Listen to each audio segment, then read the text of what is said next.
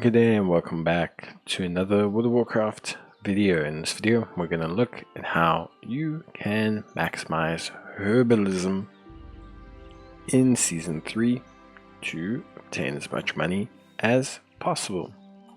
Now let's talk about buffs, equipment and everything before we talk about roots. So basically, first things first, you need to go to Karesh. You want to activate your Forge Pact for the week. And you're going to want to form a pack with the Weaver. The reason you want to form a pack with the Weaver is it will give you a buff to your gathering speed. This buff will scale depending on, obviously, your relationship with them, but it starts at 15% and scales up to 30%. Next, let's talk about two buffs you can obtain: Darkmoon Firewater and File of True Sight. Both of these will help you in terms of mining your nodes. Deafness will help you with mining or herbing, gathering, and File of True Sight also helps as well as also allows you to identify camouflage nodes. Both of these are great. They will cost you, depending on your server, around about 500 to 600 gold. They're well worth it considering they last for 30 minutes and an hour. You should make that money back and more. However, obviously if you can make it yourself, it would be more ideal. The Darkmoon Firewater can only be made while the Darkmoon Fair is up. So if you see the Darkmoon Fair up, make sure that you partake in it and get that Darkmoon Firewater. And last but not least, let's talk about equipment. So for herb gathering, you have 3 equipment slots. You have your Gatherer's Basket, Weaver's Cloth Gardening Hat, and Proficient Sickle. Obviously, all of these will be available off the auction house. It's ideal that you grab all of them, but it's also ideal that you apply the enchantment Algari Finesse to your Proficient Sickle. The reason why we go Algari Finesse is because it gives us 120 Finesse, which is great, and this increases the amount of resources we gather from a node. So obviously that's crucial, especially in Season 3, and I'll explain why now. Let's talk about your specialization knowledge, because that's also very crucial. So in terms of specialization knowledge, we want to focus on mainly botany first. So we want to focus on botany first, picking up the main hub here because of the extra deafness. We're then also going to focus on mulching, right, instead of cultivation, because we want to be able to mulch herbs. We're not too concerned about cultivating the seedlings we obtain. And then we'll focus on bountiful harvests, and then you can focus on fungus forager, and then that's basically it. The rest is entirely up to you from there. Whatever you want to go with is whatever you want to go with ultimately at the end of the day. So let's talk about the route. So the actual route you'll take for farming, for herbing, for gathering. So for mining, you generally stuck to the very outskirts of these 2 islands here. So like along the rocks almost right along the line. For herbing, you do a very similar path, but more inward. So roughly just inside these lines. So instead of being like on the rocks like this, you're more slightly inland. So you're keeping that kind of halfway distance, largely because the herbs will spawn inwards more so than outwards like the other crops, but you can still explore outwards.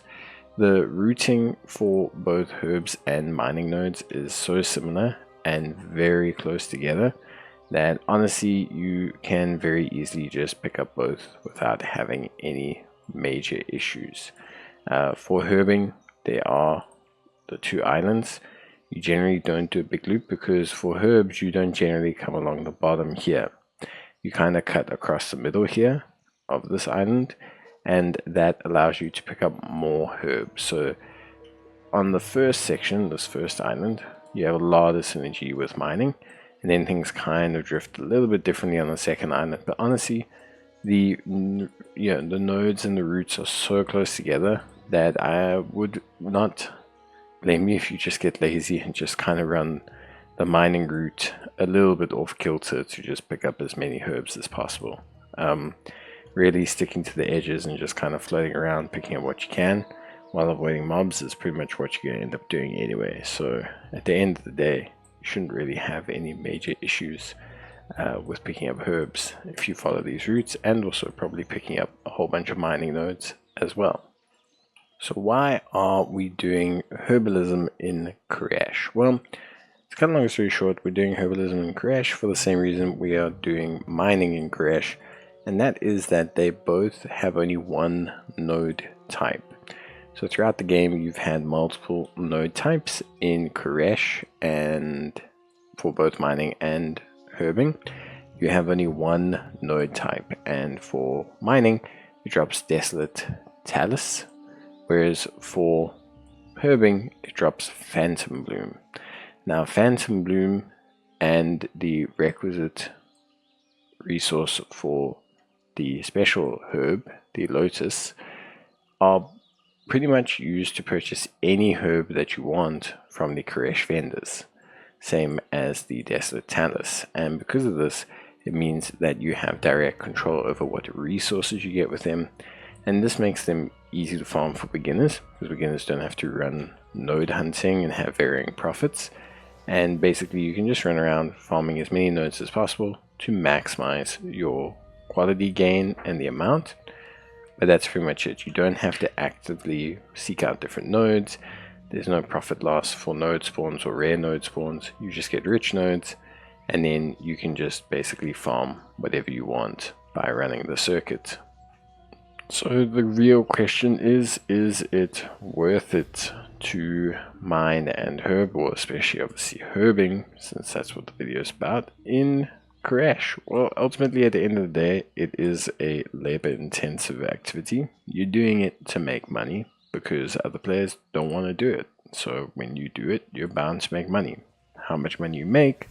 Well, it depends. Obviously, if you're high in your knowledge, you are high in your skill, coming in, you'll make a lot more money straight off the bat. And also on top of that as well, right now the season's relatively fresh. Like, players have just kind of started. We're about 3 or 4 weeks in, so a lot of materials are still selling pretty good. Players are still crafting gear. Players are definitely still making flasks and things for raids, and that's super duper important, especially from the herbalism side. As long as the raids are active, generally you have decent demand for your supplies, so there is money there. I myself have made, good, kind of like 30-40 minute farm, 3,000 to 4,000, maybe 5,000-6,000 on my server, depending on obviously how lucky I get with the quality. This is on a fresh character that does not have maxed out knowledge or anything for mining or for herbalism, and so there is definitely money there. It's not as much money as people maybe would like, but there is a decent whack of money that you can get. You just obviously have to bear in mind that there is a little bit of a grind with it, and also obviously on top of that as well, you have to keep in mind that those profits are probably going to drop down as the weeks go by. So although it may be making some decent money now, whether it continues to make decent money will remain to be seen. So just a couple tips before we end off. In terms of exchanging your herbs, you can exchange them here in the Oasis. So if you come to the Oasis, you can exchange them here with a NPC called Kota. If you don't want to do that, there's also another NPC that can be found in Tazavesh, right about here. So that's pretty cool. Before you sell, always make sure that you're exchanging for the highest value ones that you can. Take a look at your marketplace, scan it. The selling component of selling the resources and the exchanging component feels like more admin, but especially if you've now farmed several hundred microbloom, it's actually better to consider exchanging them. The literal effort of exchanging it actually will earn you more gold, so it's important to always do that. Make sure you do that before you go to the auction house. But that's it from me. Hope you guys enjoyed the video. Let me know if it's helped you with the act of obtaining money or herbing or getting into herbing. It's a new format of video. I did it with mining recently. It seemed to help a couple people out, so I would love to hear if it's helped anyone out with herbing. But yeah, that's it from me. See you guys in the next one. Bye.